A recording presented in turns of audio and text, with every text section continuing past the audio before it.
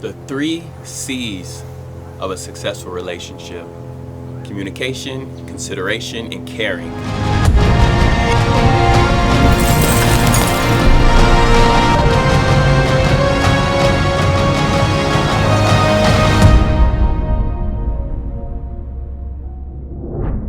Now, I've learned by trial and error and by messing up so many relationships what it takes for not only myself, but for people around, for everyone to have a successful relationship. And communication is definitely the foundation.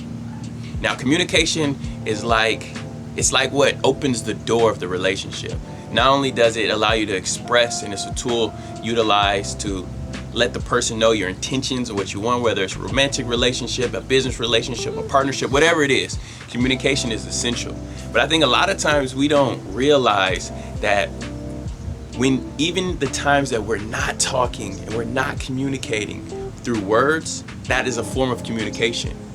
When we don't say or express how we feel when people are rude to us or mean to us, or when they make us feel a way that we don't like, when we swallow our words, that is communicating, and it's telling the universe, it's even letting that person feel that it's okay to treat us that way. And what that does is it builds this resentment within us, a negativity, frustration, even anger a lot of times towards that person. So communication is one of the greatest tools to not only establish the relationship, but to keep the relationship in the energy or the vibration that is helpful to and beneficial to the both of us, right? We want relationships that don't tear us down, but that we give something in the relationship and it helps us grow, and we get and receive something from the relationship that allows us to grow as well. Both people growing and vibrating and becoming better. And one of the greatest things about communication, before we go to the next point, that I've learned is a lot of times it's not what you say, it's how you say it. For example, you could tell someone, man, you're rude. I hate the way you talk to me. Or another way, one way that through trial and error again, I learned is okay if we talk for a minute? Or can I share something with you? More than likely, you come at a person like that, they're gonna say, yeah, what's up? What is it? Man, sometimes the way you talk to me, it makes me feel disrespected. Or the way you come off sometimes, it makes me feel disrespected. I know you probably don't mean it, but that's how it makes me feel. And a lot of times when you communicate like that, a person is going to think about, certain situations, and it actually helps them grow. It actually allows them to see themselves in a lens that maybe they've never seen themselves in before. And they didn't know they were communicating like that. I know for me, I didn't know that sometimes I come off really bold and kind of direct, where it really can pierce a person and makes them feel offended. I didn't know. I was just sharing my truth.